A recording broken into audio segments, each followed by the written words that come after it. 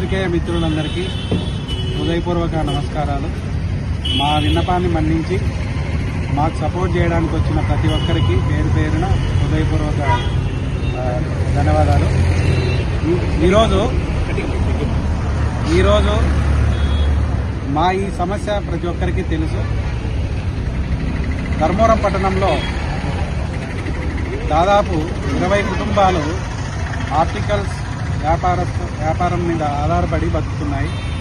200 కుటుంబాలు దీని ఆధారంగా బతుకుతున్నాయి. ఈరోజు లెన్స్ కార్ట్ అనే ఒక వ్యవస్థ ధర్మవరంలో వచ్చి మా స్థానికంగా దీని మీద ఆధారపడి బతికే వాళ్ళందరి కుటుంబాలని చిన్నాభిన్నం చేయాలని ప్రయత్నం చేస్తున్నారు. మా సంఘం తరఫున మేము ఎప్పుడూ అభివృద్ధికి వ్యతిరేకం కాదు, స్థానికంగా ఉన్న వ్యక్తులకు కూడా వ్యతిరేకం కాదు. కాకపోతే ఇక్కడ 200 కుటుంబాలని నాశనం చేసి అభివృద్ధి అవుతుందంటే ఇది ఎంతవరకు సమంజసమో మీరే అర్థం చేసుకోవాలి.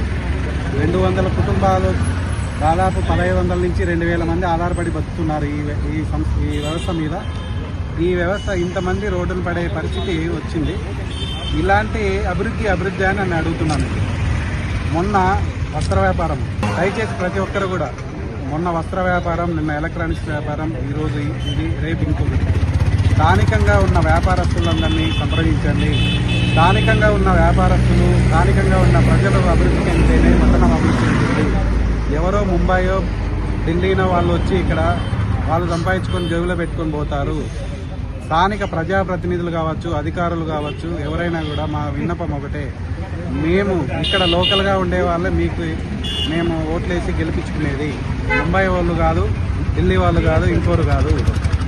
దయచేసి మేము గౌరవ ముఖ్యమంత్రి మంత్రివర్యులు సత్యకుమార్ గారికి, శ్రీరామన్న గారికి, మన జనసేన మధు అన్న గారికి, అందరికీ ప్రతి ఒక్కరికి, కలెక్టర్ గారికి, ఎస్పీ గారికి, ఆర్డీఓ గారికి ప్రతి ఒక్కరికి విన్నవించడంలో ఎవరు ఎక్కడైనా బతకచ్చు అనేది వాస్తవమే, మేము కూడా కాదనట్లేదు. కానీ అదే రాజ్యాంగంలో ఒక వ్యక్తి కానీ సంస్థ కానీ వాళ్ళ వలన 10 మంది భావింపబడినప్పుడు, అది ఆర్థికంగా కావచ్చు, మానసికంగా కావచ్చు, శారీరకంగా కావచ్చు, అదే రాజ్యాంగం ఆర్టికల్ 21 మనకి ఒక హక్కు కల్పిస్తుంది, వాళ్ళని అడ్డుకునే హక్కు.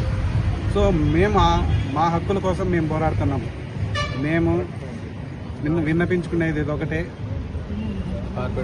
ఈ వ్యవస్థను నిలిపే వరకు మా పోరాటం ఆగదు, మా న్యాయ పోరాటం ఆగదు. మేము ఎవరికి వ్యతిరేకం కాదు, సదరు బిల్డింగ్ ఓనర్కి వ్యతిరేకం కాదు, స్థానిక దాంట్లో పనిచేసే వాళ్ళకి వ్యతిరేకం కాదు. మా వ్యతిరేకమంతా కంపెనీ మీద.